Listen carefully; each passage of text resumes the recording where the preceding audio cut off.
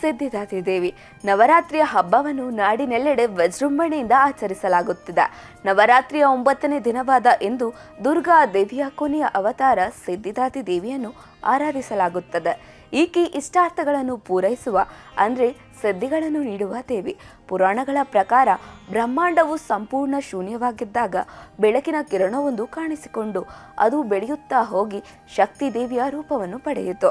ಈ ಮಹಾಶಕ್ತಿ ದೇವಿ ಆದಿಶಕ್ತಿಯ ರೂಪದಲ್ಲಿ ತ್ರಿಮೂರ್ತಿಗಳಾದ ಬ್ರಹ್ಮ, ವಿಷ್ಣು ಮತ್ತು ಶಿವನನ್ನು ಸೃಷ್ಟಿಸಿದಳು. ಭಗವಾನ್ ಶಿವನು ಈ ವಿಶ್ವದ ಸೃಷ್ಟಿಯ ಸಮಯದಲ್ಲಿ ಶಕ್ತಿ ದೇವಿಯ ಪರಾಕಾಷ್ಠೆಯನ್ನು ಆರಾಧಿಸಿದನು. ಆದಾಗ್ಯೂ ದೇವಿ ತಕ್ಷಣ ಪ್ರತ್ಯಕ್ಷಳಾಗಿ ಬಳಿಕ ಆಕೆ ಶಿವನ ದೇಹದ ಅರ್ಧ ಭಾಗದಲ್ಲಿ ಆಯ್ಕೆಯಾದಳು. ಇದರಿಂದ ಶಿವನು ಅರ್ಧನಾರೀಶ್ವರ ಎಂಬ ಹೆಸರಿನಿಂದ ಗುರುತಿಸಿಕೊಂಡಿದ್ದನು. ಸಿದ್ಧಿದಾತ್ರಿ ದೇವಿಯು ತನ್ನ ಆಶೀರ್ವಾದದ ರೂಪದಲ್ಲಿ ಶಿವನಿಗೆ ಎಲ್ಲ ಸಿದ್ಧಿಗಳನ್ನು ನೀಡಿದ್ಲು. ಈ ದೇವಿಯು ಉಪಾಸನೆಯಿಂದ ಭಕ್ತರಿಗೆ ಜ್ಞಾನ, ಮೋಕ್ಷ ಮತ್ತು ಜೀವನ ಮುಕ್ತಿ ಪಡೆಯುವ ಶಕ್ತಿ ಸಿಗುತ್ತದೆ. ಇದು ಜೀವನದ ಅತಿ ದೊಡ್ಡ ಸಾರ್ಥಕತೆ ಎನ್ನಲಾಗುತ್ತದೆ.